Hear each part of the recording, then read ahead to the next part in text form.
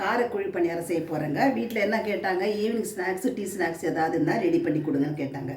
சரி என்ன செய்யுதுன்னு பார்த்தேன். சரி வீட்டில் இருக்கிற பொருளை கொண்டு ஒரு கார குழி பணியாரம் ரெடி பண்ணலான்னு பார்க்குறேங்க. முதல்ல வந்து ஒரு கப்பு கோதுமை மாவு இதை போட்டுக்கிறேங்க. அதுக்கடுத்தது வந்து இந்த மைதா மாவு, இதில் வந்து ஒரு கப்பு மைதா மாவு, அரை கப்பு மைதா மாவு, இது அரை கப்பு போட்டுக்கிறேங்க.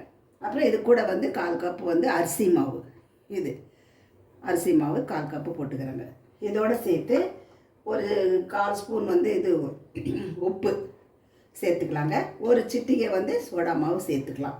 சரி, இதுக்கப்புறம் வந்து இது கூட வந்து நம்ம இந்த இது கொத்தமல்லி, வெங்காயம், 2 பச்சை மிளகாய் கட் பண்ணி லேசாக எண்ணெயில் வதக்கி வச்சுருக்குறேங்க. இதையும் வந்து இதில் போட்டுக்கலாம். இதை போட்டு எல்லாத்தையும் நல்லா மிக்ஸ் பண்ணிவிட்டு நல்லா கலந்து இப்போ எல்லாத்தையும் கலக்குறேங்க. கலந்து தண்ணி விட்டு கலக்கணும். தண்ணி விட்டு கலந்து அதுக்கப்புறம் வந்து குழி பணியாரம் செய்யலாங்க. இது ஸ்டவ் பற்ற வச்சுக்கலாங்க. இப்போ வந்து மாவெல்லாம் கலந்து இட்லி மாவு பதத்துக்கு வந்து ரெடி பண்ணிட்டேன் பாருங்கள். இப்போது ஸ்டவ் மேலே குழி பணியாரம் சட்டி வச்சிடலாம்.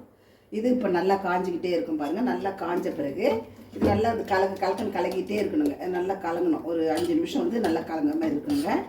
ஈஸியான ப்ரிப்ரேஷன். நம்ம வீட்டில் இருக்கிற பொருளை கொண்டு இதை நம்ம செய்கிறோம். இது நல்லா காரமாகவும் இருக்கும், சாப்பிட்றதுக்கு நல்லா சுவையாகவும் இருக்குங்க. இது இப்போ உணர்ந்துருச்சு, நல்லா ட்ரை ஆகிடுச்சு. இதுக்கு வந்து ஒவ்வொரு இடத்துக்கும் 1/4 ஸ்பூன் வந்து எண்ணெய் விடலாம். இது வந்து எண்ணெய் விட்ட உடனே எண்ணெய் காயும் பாருங்கள். இப்போ வந்து இதுக்கு ஏற்ற மாதிரி நல்லா கலகலன்னு கலந்து இது மேலே கொஞ்சம் கொஞ்சமாக ஊற்றிட்டு வரும்.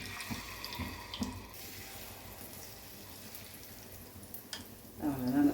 இது நல்லா வேகட்டுங்க. இப்போ வந்து நல்லா வெந்துருச்சு பாருங்கள். இது வெந்த உடனே நம்ம இப்படி திருப்பி போட்டுருவாங்க. வெந்துருச்சான்னு பார்க்கலாங்க. இப்படி திருப்பிடலாம். இது பாருங்கள், ரெடி ஆகிடுச்சு பாருங்கள். கலர் மாறி போச்சு, நல்லா குக் ஆகிடுச்சிங்க. இதை நம்ம இனிமேல் வந்து வேறு ஒரு தட்டுக்கு மாற்றிக்குவோம். இதுதாங்க ஈஸியான ப்ரிப்ரேஷனு. நம்ம உடனே எல்லாம் பண்ணி சாப்பிட்றதுக்கு ஈஸியாக இருக்கும் பாருங்கள்.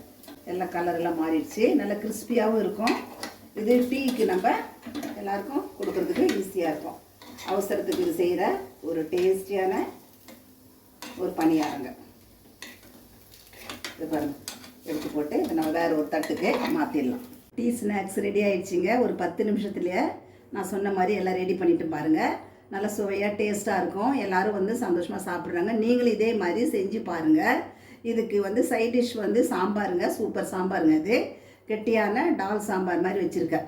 நல்லா இருக்கு. நீங்களும் இதே மாதிரி செஞ்சு சாப்பிட்டு பாருங்கள். லைக் பண்ணுங்கள், சப்ஸ்கிரைப் பண்ணுங்கள். நெக்ஸ்ட்டு வீடியோவில் சந்திப்போம். பாய் பாய்.